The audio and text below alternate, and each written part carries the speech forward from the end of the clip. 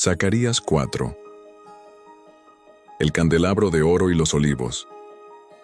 Volvió el ángel que hablaba conmigo, y me despertó, como un hombre que es despertado de su sueño, y me dijo, ¿qué ves?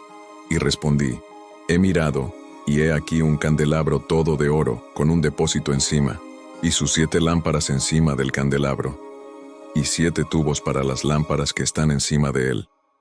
Y junto a él, 2 olivos, el uno a la derecha del depósito, y el otro a su izquierda. Proseguí y hablé, diciendo a aquel ángel que hablaba conmigo, ¿qué es esto, Señor mío? Y el ángel que hablaba conmigo respondió y me dijo, ¿no sabes qué es esto? Y dije, no, Señor mío. Entonces respondió, y me habló diciendo, esta es palabra de Jehová a Zorobabel, que dice, no con ejército, ni con fuerza, sino con mi espíritu, ha dicho Jehová de los ejércitos. ¿Quién eres tú, oh gran monte? Delante de Zorobabel serás reducido a llanura. Él sacará la primera piedra con aclamaciones de, gracia, gracia a ella. Vino palabra de Jehová a mí, diciendo, las manos de Zorobabel echarán el cimiento de esta casa, y sus manos la acabarán. Y conocerás que Jehová de los ejércitos me envió a vosotros, porque los que menospreciaron el día de las pequeñeces se alegrarán, y verán la plomada en la mano de Zorobabel. Estos 7 son los ojos de Jehová, que recorren toda la tierra. Hablé más, y le dije, ¿qué significan estos 2 olivos a la derecha del candelabro y a su izquierda?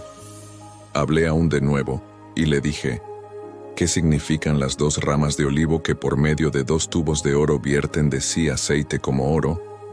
Y me respondió diciendo, ¿no sabes qué es esto? Y dije, Señor mío, no. Y él dijo, estos son los 2 ungidos que están delante del Señor de toda la tierra, no con ejército, ni con fuerza, sino con mi espíritu. Predica cristiana.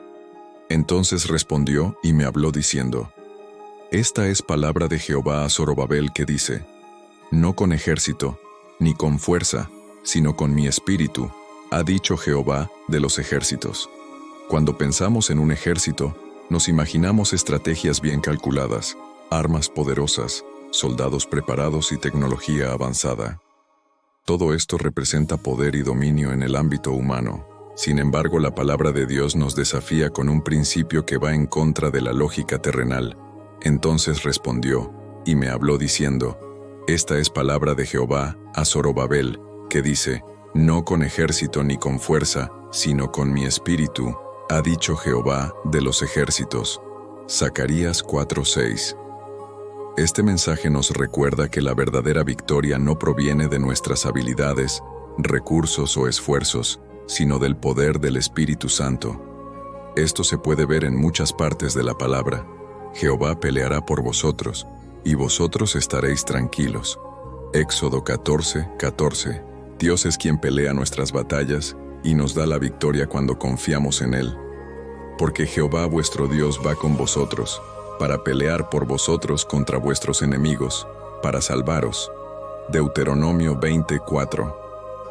No dependemos de nuestra fuerza, sino de la intervención de Dios en nuestras luchas. Estos confían en carros, y aquellos en caballos. Mas nosotros del nombre de Jehová nuestro Dios tendremos memoria. Salmo 27. Mientras otros confían en su poder terrenal, nosotros confiamos en el poder de Dios. Estos versículos reafirman que la verdadera victoria viene solo a través del Espíritu y la fortaleza de Dios, no por nuestra propia capacidad. Así que solo a través de Él podemos obtener la victoria. No se trata de nuestra capacidad, sino de su poder. Y la victoria para nosotros, los cristianos, no se asemeja al éxito que el mundo define. ¿Sabe cuál ha sido la mayor victoria en la historia? Fue la crucifixión de Cristo, una narración trágica en la que fue maltratado, golpeado y azotado, tal como se menciona en Isaías 53:5. Mas él herido fue por nuestras rebeliones, molido por nuestros pecados. El castigo de nuestra paz fue sobre él, y por su llaga fuimos nosotros curados. Sin embargo, él resucitó al tercer día, y tú y yo, que hemos creído y mantenido la fe, nos uniremos a Él. Aleluya. Así que la victoria nuestra está en permanecer en Él, en serle fiel en todas nuestras temporadas y en seguir batallando. Historias de ejemplo sobre la dependencia en Dios. A través de las Escrituras, encontramos numerosas historias que nos ilustran sobre lo que significa depender de Dios y de su Espíritu Santo. La primera de la que quiero hablarles es la de Gedeón. 1. Gedeón.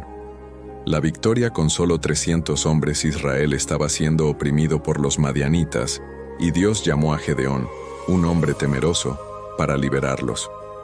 Aunque se consideraba débil, Dios le aseguró: Jehová está contigo, varón esforzado y valiente. Jueces 6:12. Dios redujo su ejército de 32,000 a solo 300 hombres para que la victoria fuera claramente suya. Armados solo con trompetas, cántaros y antorchas, los israelitas sembraron confusión en el campamento enemigo, y los madianitas se destruyeron entre sí. Lección: la victoria no es por fuerza ni número, sino por la dirección de Dios. Jueces 7:2. 2. David y Goliat. Fe sobre fuerza. El ejército de Israel temía a Goliat, un gigante filisteo. Pero David, un joven pastor, confió en Dios y declaró: Tú vienes a mí con espada y lanza, pero yo vengo a ti en el nombre de Jehová de los ejércitos. 1 Samuel 17:45. Con solo una honda y una piedra, derribó a Goliat, demostrando que la verdadera fuerza no está en las armas, sino en la confianza en Dios. Lección: no importa cuán grande sea el desafío, si confiamos en Dios, Él nos da la victoria. 1 Samuel 17:47. 3. David y los filisteos. 2 Samuel 5 del 17 en adelante. Esperar la estrategia de Dios. Después de ser ungido rey, David enfrentó a los filisteos, quienes lo atacaron al saber que gobernaba Israel. En lugar de apresurarse, David consultó a Dios, quien le respondió: Sube, porque ciertamente entregaré a los filisteos en tu mano. 2 Samuel 5:19. David venció en Baal Perasim, pero los filisteos volvieron.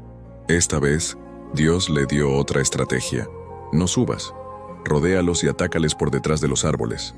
2 Samuel 5:23. Cuando David siguió la dirección de Dios, obtuvo una victoria total. Lección: no debemos confiar en nuestra propia estrategia, sino buscar la dirección de Dios en cada batalla. 2 Samuel 5:24-25. 4. Testimonio personal. Hace algunos meses, me encontraba en un trabajo que no me agradaba, no por las tareas en sí, sino por las personas que me rodeaban. Eran individuos muy groseros, irrespetuosos y en muchos casos, hipócritas, que hablaban mal de la mayoría de las personas a su alrededor. El ambiente era extremadamente pesado y, para empeorar las cosas, el supervisor era grosero y tenía un carácter volátil, casi bipolar. Estaba orando al Señor para que me sacara de ese trabajo, pero que se cumpliera su propósito. Con el tiempo, comprendí ese propósito. Muchas áreas de mi vida que eran débiles se fortalecieron. Pude ser luz incluso en medio de tanta oscuridad y maldad. Un día, mientras me dirigía al trabajo, solía ir con el supervisor. Esa mañana fue una de esas en las que todo parece salir mal. No encontraba las llaves y de hecho salí sin mi cartera. Llegué unos minutos tarde y, para mi sorpresa, el supervisor estaba ya saliendo. Así que cuando llegué, me recibió con malas palabras y insultos, lo que me llenó de gran ira. Sin embargo, le dije amablemente que se fuera, que yo podía llegar solo. Al salir de allí, el coraje era tanto que preferí regresar a casa. Me arrodillé y le dije al Señor que no volvería a ese lugar, que Él me guiaría y proveería para mí. Durante ese día, mi esposa fue un gran apoyo. Estuvo a mi lado y me animó con la palabra y la ayuda del Espíritu Santo. Más tarde, reunidos en familia y compartiendo lo que había ocurrido, decidimos orar. Justo cuando íbamos a comenzar la oración, recibí una llamada de mi jefe anterior, quien me dijo que me llamaba para convencerme de regresar a trabajar con él. Me ofreció un mejor salario y un horario más conveniente. Ahora trabajo tranquilo y Dios está haciendo cosas maravillosas en nuestras vidas. ¿Quién lo hizo? Cristo. No fue con mis fuerzas, sino con su espíritu y su poder. Cuando buscamos ayuda en el Señor y dependemos de Él, nos guiará hacia nuestro propósito, porque no es con ejército ni con fuerza, sino con su espíritu. Entonces, ¿qué significa depender de Dios? Depender de Dios no significa ser pasivos, ni quedarnos sin hacer nada esperando que Él lo haga todo. Tampoco significa ser perezosos. Depender de Dios significa movernos en obediencia a su propósito para nuestra vida. A lo largo de nuestro caminar, el Señor nos revela de muchas maneras su voluntad, y es nuestra responsabilidad prestar oído y actuar conforme a ella. Ahora, ¿qué pasa cuando tratamos de hacer las cosas en nuestras propias fuerzas y no en las de Dios? ¿O cómo se ve a alguien que actúa en sus propias fuerzas? Él te cuida. Alguien que actúa en sus propias fuerzas y no en las de Dios suele manifestar ciertas actitudes y comportamientos que reflejan su autosuficiencia y falta de dependencia en el Señor. Aquí hay algunas señales claras. 1. Vive con preocupación y ansiedad constante. Cuando confiamos en nuestras propias fuerzas, sentimos el peso de todo sobre nuestros hombros. Nos preocupamos en exceso por el futuro, por si las cosas saldrán bien o si tenemos suficiente capacidad para lograr lo que queremos. La paz que viene de Dios se pierde y en su lugar hay un estado constante de estrés.